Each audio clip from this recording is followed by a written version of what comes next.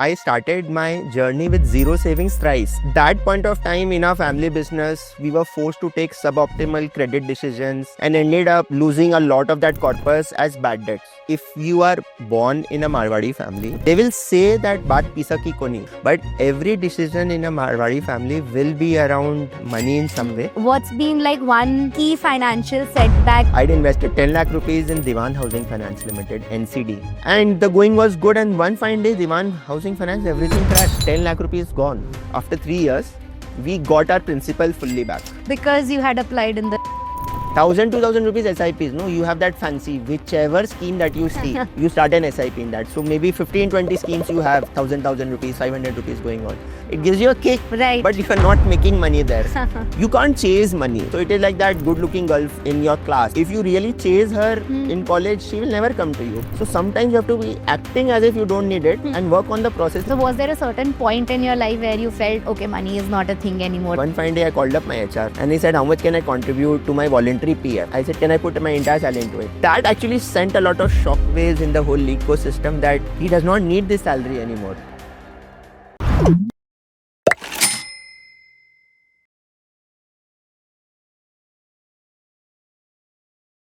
Hi Anurag, welcome. Hi Navda. Welcome to Power Up. You know Anurag, your journey where you were down to zero savings thrice in your life to today being financially free in your hometown, having enough passive income just from the returns of your portfolio to sustain your lifestyle. Your journey is what I call the Indian dream, right? The common Indian man story. So inspirational, and let's get directly to it. So let's start with your early life, your early career. What was that like? Yeah, so pretty much followed the stereotype path, Kolkata, Marwadi. So schooling from Don Bosco, 13 years, St. Xavier's, Calcutta, which is the gold standard for undergrad education there. Did CA and so worked with places like Deloitte, ITC as part of my CA curriculum.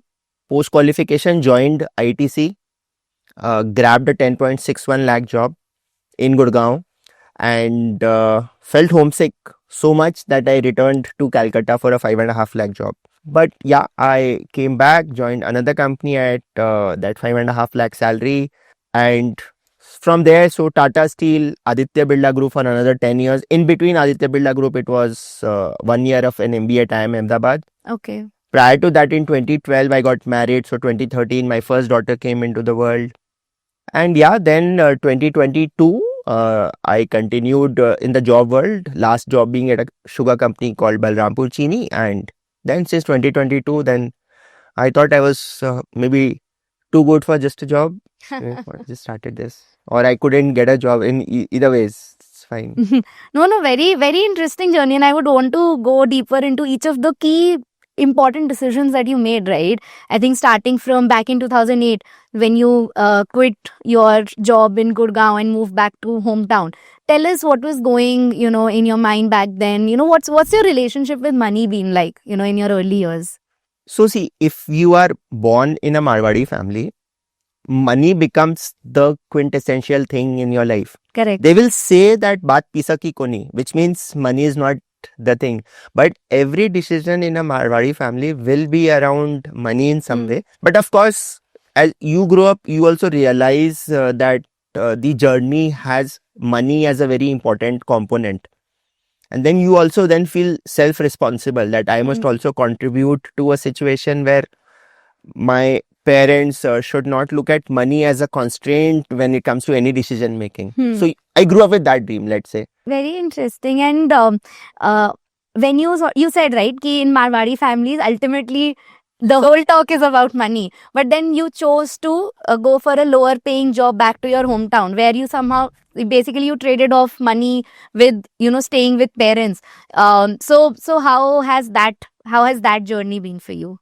So I would say that God has been very kind in one way. B, I have myself got often gripped by FOMO. See, because suddenly your salary becomes half. At the age of 24, 25, you tend to measure your self-worth by the quantum of money that you earn. My CTC is 5.5, his CTC is 15. You would have friends who would be investment bankers, management consultants, and they would be, let's say, earning 40-50 lakhs at that point of time. And you would be like, boss, and you've been an academic topper all throughout your life. But yes, then I realized that, okay, the traditional job market might not only be my source of things. So I dabbled into things which I loved doing, which I was good at. So, for example, writing, teaching.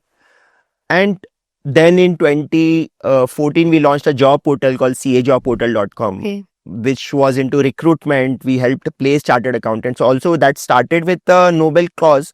But then on campus, my IIM Ahmedabad professors told me that, Anurag, see, you have noble intention.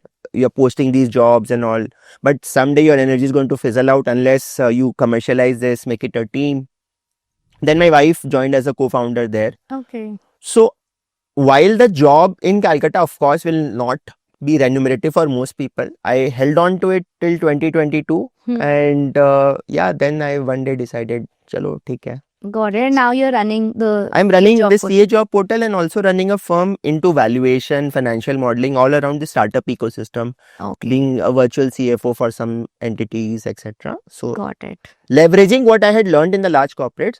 So while maybe I did not earn significant quantum of money from the employers where I learned, but I got very high quality exposure to these skills like valuation, financial modeling there. And therefore today, if to a startup raising pre-series A, if he says, can you make a financial model? I say that, boss, I have done a $5 billion kind of a bid with a Kumar Mangalam Birla sitting at the chair. So please don't tell me whether you can do it or not. And that really helps. Fair. So, would love to talk about, the whole journey of how you landed up here. Before that, a piece where you said, you also got married and then did an MBA after marriage and a kid. Tell us more on that. Yeah, so as I always tell, that I started my journey with zero savings thrice. Yes. So I started, let's say, earning as a qualified chartered accountant in 2008.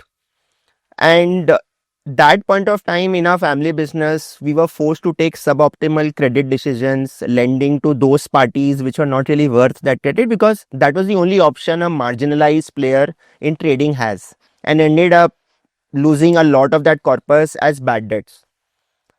And then therefore settling that whole thing down, that being the phase one where savings became zero, but it was a great moment of pride.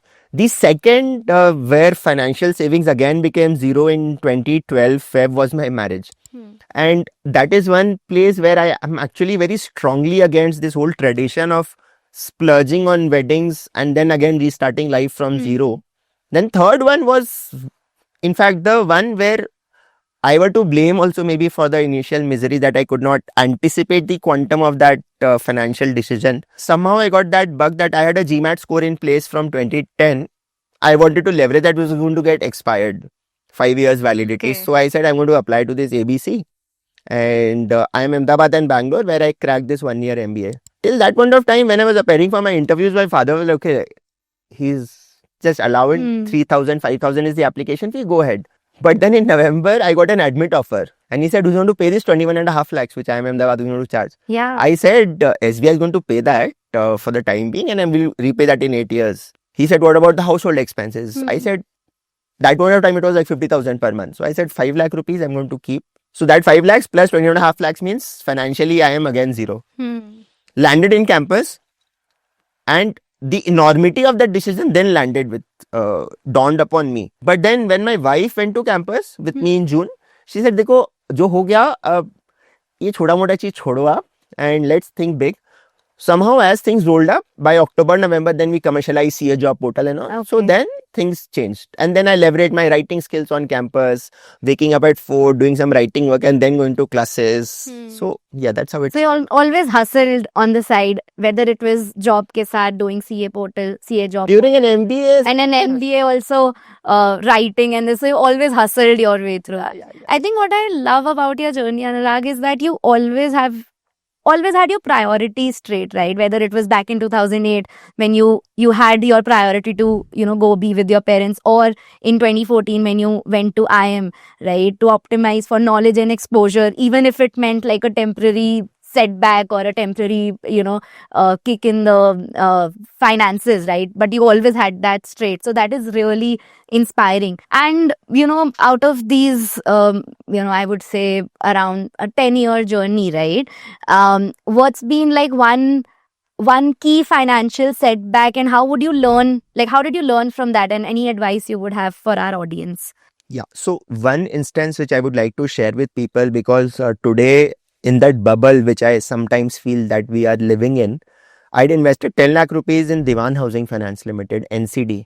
They were rated as I think AA or something at that point of time, and the yield was better. The agents also, every agent at every nook and corner was selling a Diwan Housing FD, NCD, non-convertible debentures, because they were getting like 1.5% out of that, which should have raised the red flag at that point of time only.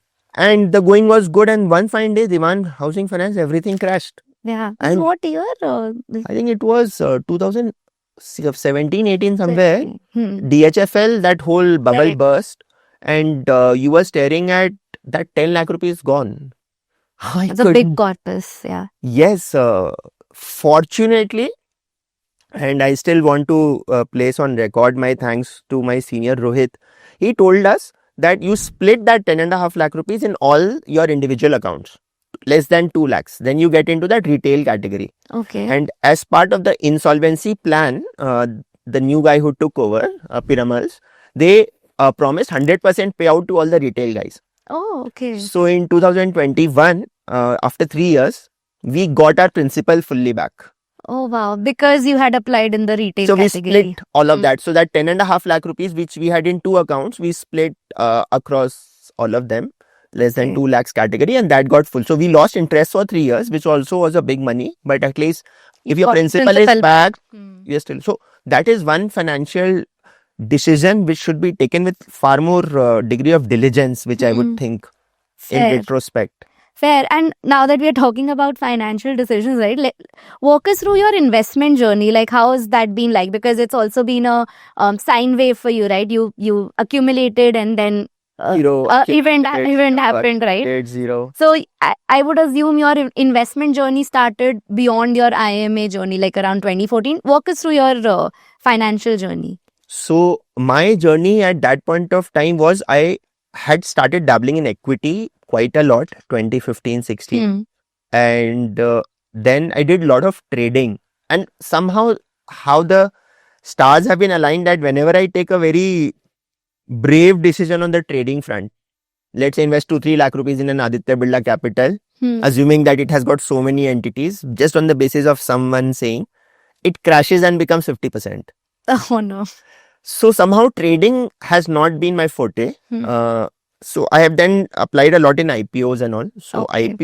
doing IPOs, I think since 2010, Coal India IPO had come. So that time we had got allotment from there. On and off IPOs, we Okay. keep doing. PPF is something that I have always been very, very disciplined about. By the 5th of April, PPF, the whole 1,50,000 should go. Okay. You will say, okay, 8%, but that 8% compounds in a tax-free fashion for 15 years. So for me, that becomes a very good thing. I invest in mutual funds in that SIP route.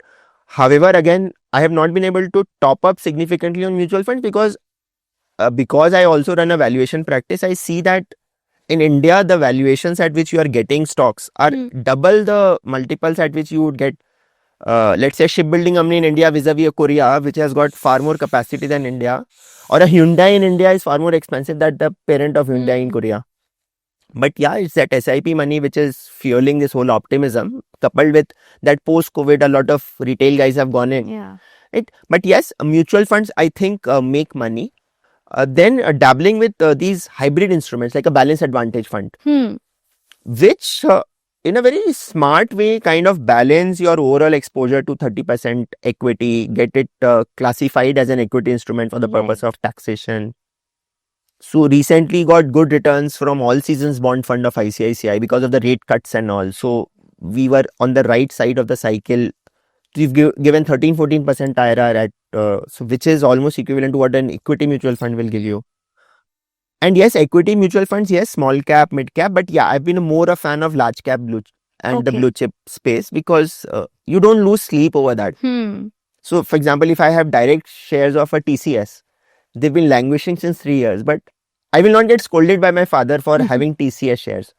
But I have bought, let's say, an IRB Infra and a Hindustan Construction in my portfolio, which have now been even while the Sensex has regained the 25-26,000, but they are 50% of what they were when I had bought it.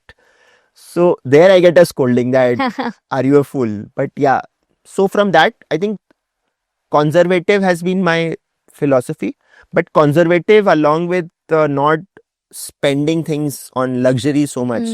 I love how you mentioned कि मैंने TCS का लिया तो I'll not get a scolding versus any other stock, and I love the fact that no matter how much we grow up, we always have that thing in mind कि okay, what will my parents say? I think that never changes. So thanks for being so candid about it. Absolutely. So at a portfolio level, Anurag, how is your portfolio like in terms of allocation? How much is to equity? You mentioned a couple of instruments, mutual funds, bonds, direct stocks through IPOs, right? How is your allocation like as of today? So as of today, I think my equity will be 30%, 40% of my total portfolio, which will keep growing as we are now doing more allocation to equity. And rest is across a lot of different fixed income, all season bond fund, balanced advantage fund, Sukanya Samriddhi for the two daughters, which I think is I feel very good about that Sukanya getting multiplied. Invested in NCDs of, let's say, Tata Housing Finance and these kind of companies, Tata Capital NCDs and all. Okay. So these are unlisted deals which happen. Okay. Felt a lot tempted to get into this unlisted space, NSE shares, but somehow have not been able to muster the courage to get into that. So have refrained so far. Got it. Yes. So you're a quite fixed income guy, right? 60% almost of your portfolio is in fixed incomes. So given that you invest a lot in that, tell us more on the bonds, like especially the all season bonds, for example. What are they exactly for our audience? If you could just explain how they work. All seasons bond fund are typically you either have short term bonds or bonds with a long term duration. These are, I think, they very actively, proactively manage that duration. Okay. And try to capitalize on these rate cuts, etc. So from that perspective, that's why they have been able to notch up like 12, 13%, 14% IRRs in the recent past. Okay. All seasons bond fund. And so that is one. Now I'm planning also to put into credit risk funds. I mean that because for some brief period I had worked in this structured credit for distressed companies. If it's managed well, it can give you 14-15% IRRs as well. Okay. And now I think one next plunge which I will take will be to get into those kind of a structured credit products as well. Okay. And how do you assess these bonds? Like, do you have a framework given you invest a sizable corpus in them? What's your framework to say evaluate different bonds? So I don't directly invest in bonds because as a retailer, then those OTC kind of trades, you end up losing money because the broker will tell you something and the reality is something else. So I invest via these mutual funds, ICICI, HDFC, Kotak. And also one instrument which I have also gone heavily on is in arbitrage funds. Okay. Because of the tax benefit and it is riskless, gives you at least 200 basis points higher than your typical FD. Right. And the taxation is 12.5% LTC. Like equity, yeah. Like equity. So arbitrage funds, especially, they've given fairly good returns in the recent volatility that was there. So that has been one. Got it. So arbitrage, and you also mentioned balanced advantages. You're still counting them as the 60% of your portfolio. That I count as equity. Because as debt. As debt, right? So it's more risk-free or limited risk. Back has got 30% equity, but वो चलता है. Yeah, still more on the fixed income side, more stable returns. Yes. Interesting. And pre sort of setting up this portfolio, right, which is after your MBA, in your initial 6-7 years, right, how were you investing? Were you investing back then? Or was it more structurized and formalized later on? At that point of time, had started SIPs, etc. 2012, 13, 14 also I had SIPs. Franklin Templeton Blue Chip Fund and all. Okay. But those were 1,000 rupees a month. You didn't have so much money. 40,000-50,000 would have been the take home. So you invest 5,000-10,000 rupees in a mutual fund. Usse zyada kya hoga? Right. So that was what you used to do. And then before MBA, all of that had to be liquidated. So that became zero. In retrospect, if that would have been continued to stay invested in 10 years, that itself would have been a good sum of money. True. And why I asked this is because there were life events, which sort of liquidated the investment. Was there a strategy that, okay, I have to liquidate it in the next 2-3 years, so I shouldn't park the money in such asset? No, I had not done that much planning. That awareness came later. Okay. that you have to align your investments with your life goals and all. Earlier it was okay, Franklin Templeton is doing well, chalo, let's put it. SBI Contra Fund doing well, chalo, do it. 1,000, 2,000 rupees SIPs, no, you have that fancy, whichever scheme that you see, you start an SIP in that. So maybe 15, 20 schemes you have, 1,000 rupees, 500 rupees going on. It gives you a kick, Right. but you're not making money there. Sundaram mid cap opportunity funds. I have invested in all sort of small schemes. But the point which I now repent is the size of the allocation. Instead of 500 per month, it should have been more. Right. And how's your mutual fund selection been now today? How do you pick mutual funds? Now I do far more. I get these data sets from a CRISIL or a Value Research, try to see that which are the best ranked funds in that category. Got it. And so, for example, right now I'm also dabbling in one theme of technology, Okay. which they say in the era of AI will go. But for example, an ICICI technology fund, I still have an SIP, which it's a small quantum of money, but I'm just trying to test the hypothesis that what if I turn contrarian and these stocks pay off significantly. So maybe I could make some money there. So I'm trying to also, so sectoral funds again, people say are not the best of things to do happen, but I'm trying with dabbling a bit. So you can experiment and just to see that how strong was my hypothesis vis-a-vis the results. Just in an experiment also you can test Got it. something. Got it. And you've built a very well diversified portfolio, I mean, into different asset classes, right? Any mistake that you did along the way that you would want our users to know? No, so in terms of there are booking losses, no? We generally have that tendency to book losses. For example, Aditya Birla Capital, which I bought at 205, I sold it at 105, only to see that subsequently it has now moved up to 270, 280 range.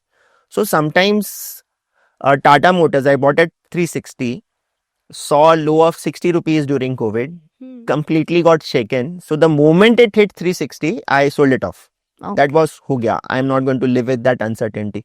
But those crossovers are actually, if you stay patient, once the stocks have crossed over those thresholds, they then move up to 1,000 or something like that. So if you've been patient so far, so to recover the cost, why don't then you say that, okay, let's just hold on to it and move ahead. Right. And I think in your case also having a steady portfolio along with this should help, right? Because even if there is some volatility in your equity portion, there's still a fixed income portion to sort of optimize for your sleep, right? At night. Yeah. Fair. So was there a certain point in your life where you felt, okay, money is not a thing anymore? Like maybe my next 20 years of expenses are covered, or like, was there a certain point in your life? I think that is very difficult to say that, what is that point of time. But I think the service market fit or product market fit also, once it is there. So realize that my expenses are only this much, and under any circumstances, this much so I will make only.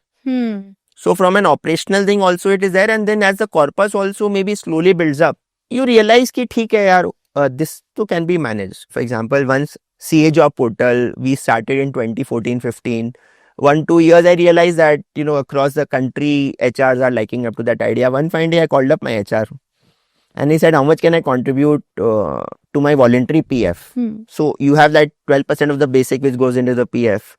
And he said that you need to decide, there is no limit. I said, can I put my entire salary into it?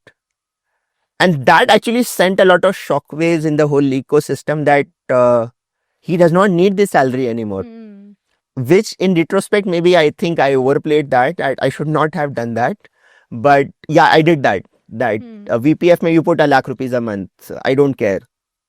Okay, superannuation fund, put it there. I don't care. Which sent shockwaves. People, in corporate, it is a kind of frog in the well kind of a thing. But yeah, that was one moment which I thought that theek hai. Now maybe looking back is not the thing which is there. That's so nice. So Anurag, growing up in a Marwadi family, what is that one thing about money that you have learned? It cannot be wasted. So you have to optimize on every small thing, whether it is traveling from point A to B in an Uber vis-a-vis stopping halfway and then taking a Toto to the next point. So it is X versus Y plus 20. The Marwadi mind can do that calculations in razor sharp fashion, in split seconds. That also helps us in the job also. So if you look at, for example, this entire Bangalore ecosystem of finance professionals in startups, it's all dominated by Marwadis in many ways Right. because of that business finance acumen that we get from our childhood. Right. So the value for money is ingrained into us. When we deliver that VFM on the job as an entrepreneur, it kind of contributes to our success for sure. Fair. So great, and thanks for sharing that. I think perfect note to end this conversation, Anurag. Thank you so much for taking out the My time. pleasure.